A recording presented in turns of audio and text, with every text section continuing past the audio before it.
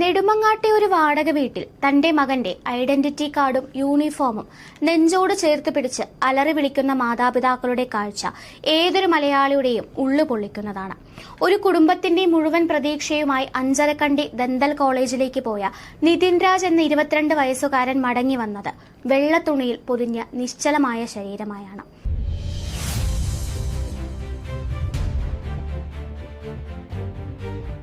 ഇത് കേവലം ഒരു ആത്മഹത്യയല്ല, മറിച്ച് നമ്മുടെ വിദ്യാഭ്യാസ സ്ഥാപനങ്ങളിൽ ഇന്നും നിലനിൽക്കുന്ന ക്രൂരമായ ജാതിവെറിയും അധ്യാപകരുടെ അധികാര ദുർവിനിയോഗവും ചേർന്ന് നടത്തിയ ഒരു സ്ഥാപനവൽക്കരിക്കപ്പെട്ട കൊലപാതകമാണെന്ന ഞെട്ടിക്കുന്ന വസ്തുതകളാണ് ഇപ്പോൾ പുറത്തുവരുന്നത്.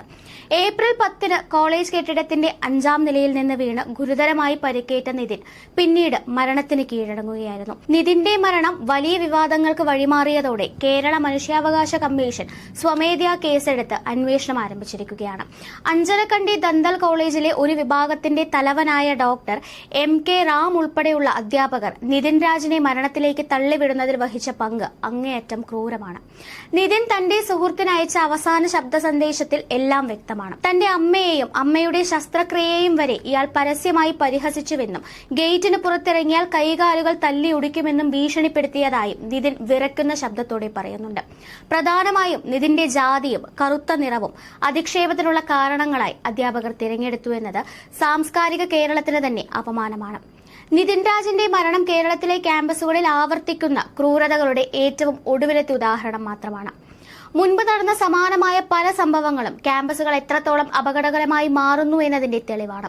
2017 പാമ്പാടി നെഹ്റു കോളേജിലെ വിദ്യാർത്ഥിയായിരുന്ന ജിഷ്ണു പ്രണോയിയെ പരീക്ഷാ ഹാളിലെ മാനസിക പീഡനത്തെ തുടർന്ന് ഹോസ്റ്റലിൽ മരിച്ച നിലയിൽ കണ്ടെത്തുകയുണ്ടായിരുന്നു.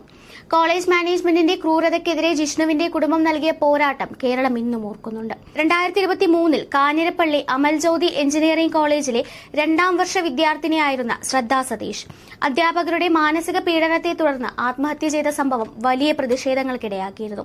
ഏറ്റവും ഒടുവിലായി 2024 പൂക്കോട് വെറ്റിനറി സർവകലാശാലയിലെ 2ാം വർഷ വിദ്യാർത്ഥിനിയായിരുന്ന JS സിദ്ധാർത്ഥൻ സീനിയർ വിദ്യാർത്ഥികളുടെയും ചില അധ്യാപകരുടെയും ഒത്താശയോടെ ദിവസങ്ങളോളം ക്രൂരമായി മർദ്ദിച്ചും പീഡിപ്പിച്ചതിനെ തുടർന്നുമാണ് ഹോസ്റ്റലിൽ മരിച്ച നിലയിൽ കണ്ടെത്തിയത്.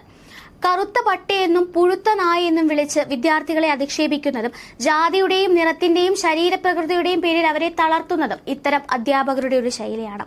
തടി അല്പം കൂടുതലുള്ള വിദ്യാർത്ഥികളെ പോത്തെന്ന് വിളിച്ചും മറ്റുള്ളവരുടെ മുന്നിൽ വെച്ച് വ്യക്തിഹത്യ നടത്തിയും ഇവർ ഒരു സൈക്കോപാത്തിനെ പോലെയാണ് ആനന്ദം കണ്ടെത്തിയിരുന്നത്. ഇന്റേണൽ മാർക്ക് എന്നത് കുട്ടികളെ അടിമകളാക്കി വെക്കാനുള്ള ആയുധമായാണ് ഇവർ ഉപയോഗിച്ചിരുന്നത്.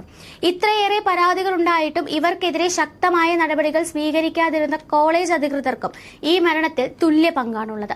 നിലവിൽ പോലീസ് FIR രജിസ്റ്റർ ചെയ്യുകയും ആരോപണ വിധേയരായ അധ്യാപകരെ ചോദ്യം ചെയ്യാനുള്ള നടപടികൾ ആരംഭിക്കുകയും ചെയ്തിട്ടുണ്ട്. മരണത്തിന് തൊട്ടുമുൻപ് നിതിൻ പ്രിൻസിപ്പാളിന്റെ മുറിയിൽ പോയിരുന്നു.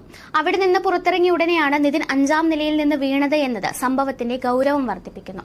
ആ മുറിക്കുള്ളിൽ വെച്ച് നിതിൻ കൂടുതൽ അധിക്ഷേപിക്കപ്പെട്ടു, അതോ ആ അധ്യാപകനെ സംരക്ഷിക്കുന്ന നിലപാടാണോ അധികൃതർ സ്വീകരിച്ചത് എന്നത് പോലീസ് ശേഖരിച്ച CCTV ദൃശ്യങ്ങളിൽ നിന്ന് വ്യക്തമാകും. ഇതിനകം തന്നെ ഡോക്ടർ റാമിനും സഹപ്രവർത്തകയായ സംഗീതയ്ക്കുമെതിരെ SC/ST അട്രോസിറ്റി ആക്ട് പ്രകാരം ജാമ്യമില്ലാ വകുപ്പുകൾ ചുമത്തി കേസെടുത്തിട്ടുണ്ടെങ്കിലും ഇരുവരും ഇപ്പോഴും ഒളിവിലാണ്. ജിഷ്ണു പ്രണോയിൽ തുടങ്ങി സിദ്ധാർത്ഥനിലൂടെ ഇപ്പോൾ നിതിൻ രാജിൽ എത്തി നിൽക്കുമ്പോൾ നമ്മുടെ ഉന്നത വിദ്യാഭ്യാസ സ്ഥാപനങ്ങൾ വിദ്യാർത്ഥികളുടെ കുരുതിക്കളങ്ങളായി മാറുകയാണ്. പിണറായി സർക്കാർ അധികാരത്തിൽ വന്ന ശേഷം 13 മെഡിക്കൽ എഞ്ചിനീയറിംഗ് വിദ്യാർത്ഥികളാണ് സമ്മർദ്ദം താങ്ങാനാവാതെ ജീവിതം അവസാനിപ്പിച്ചത് എന്നത് ഗൌരവകരമായ ഒരു കണക്കാണ്. മാതാപിതാക്കൾ കടം വാങ്ങിയും കഷ്ടപ്പെട്ടും മക്കളെ പഠിപ്പിക്കാൻ വിടുന്നത് അവർക്കൊരു നല്ല ഭാവി ഉണ്ടാവാനാണ്, അല്ലാതെ അധ്യാപകരുടെ മാനസിക വൈകൃതങ്ങൾക്ക് ഇരയായി മടങ്ങാനല്ല. ഒരു ഡോക്ടറായി തന്റെ മകൻ തിരിച്ചു വരുമെന്ന് കാത്തിരുന്ന നെടുമങ്ങാട്ടെ ആ അച്ഛനും അമ്മയ്ക്കും ഇനി ഒരിക്കലും നിതിനെ തിരികെ കിട്ടില്ല. പക്ഷേ നിതിനെ ഈ കടുംകൈക്ക് പ്രേരിപ്പിച്ചവർ നിയമത്തിന് മുന്നിൽ വരിക തന്നെ വേണം. ഈ നീതി നിഷേധത്തിനെതിരെ ക്യാമ്പസുകൾ ഉണർന്നു കഴിഞ്ഞു. നിതിൻ രാജിന് നീതി ലഭിക്കും വരെ ഈ പോരാട്ടം തുടരുക തന്നെ ചെയ്യും. ക്യാമ്പസുകളിലെ ഇത്തരം ഏകാധിപതികളെ തുറന്നുകാട്ടേണ്ട സമയം അതിക്രമിച്ചിരിക്കുന്നു. News desk India mirror.